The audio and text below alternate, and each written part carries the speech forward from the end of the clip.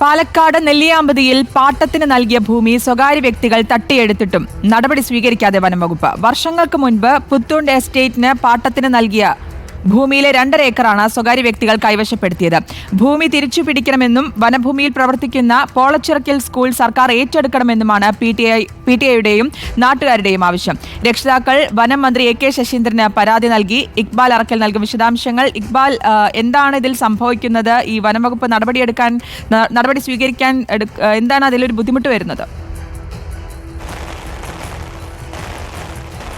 ശ്രുതി, കഴിഞ്ഞ 2 വർഷമായി നെല്ലിയാമ്പതിയിലെ ഈ പോളച്ചിറക്കൽ സ്കൂൾ പ്രവർത്തിക്കുന്നത് മാനേജർമാരില്ലാതെയാണ്. ഇതുകൊണ്ട് തന്നെ വിദ്യാർത്ഥികളുടെ പഠനത്തെ വരെ സാരമായി ബാധിക്കുന്ന രീതിയിലേക്ക് സാഹചര്യങ്ങൾ എത്തിച്ചു. പ്രധാനമായും അധ്യാപകരുടെ ഒരു കുറവാണ് ഈ സ്കൂളിൽ പ്രതിഫലിച്ചിരുന്നത്, മാനേജർമാരില്ലാത്തതുകൊണ്ട്.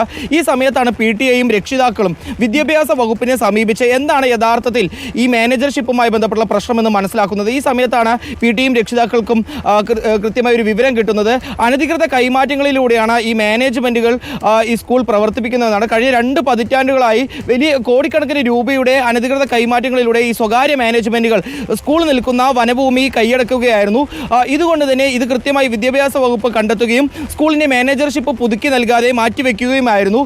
ഈ വിവരം കിട്ടിയതിൻ്റെ അടിസ്ഥാനത്തിലാണ് PTIയും അതുപോലെ തന്നെ രക്ഷിതാക്കളും വനവകുപ്പിനെ സമീപിക്കുന്നു. നവകേരള സദസ്സിനിടെ ഈ വിഷയങ്ങൾ ഉയർത്തിക്കൊണ്ട് PTI ഒരു പരാതി നൽകിയിരുന്നു. ഇതിനുശേഷം വനവകുപ്പ് നൽകിയ മറുപടിയിലും കൃത്യമായി തന്നെ പറയുന്നുണ്ട്, വർഷങ്ങൾക്ക് മുമ്പ് പൂത്തുണ്ട് എസ്റ്റേറ്റ് നൽകിയ പാട്ടഭൂമിയിൽ 2.5 ഏക്കർ അനധികൃത കൈമാറ്റങ്ങളിലൂടെ സ്വകാര്യ മാനേജ്മെന്റുകൾ കൈയടക്കിയിരിക്കുന്നതായി കണ്ടെത്തിയിട്ടുണ്ടെന്ന്. പക്ഷേ നാളെ ഇതുവരെയായും ഒരു രീതിയിലുള്ള നടപടിയും വനവകുപ്പിന്റെ ഭാഗത്തു നിന്നും ഉണ്ടായിട്ടില്ല.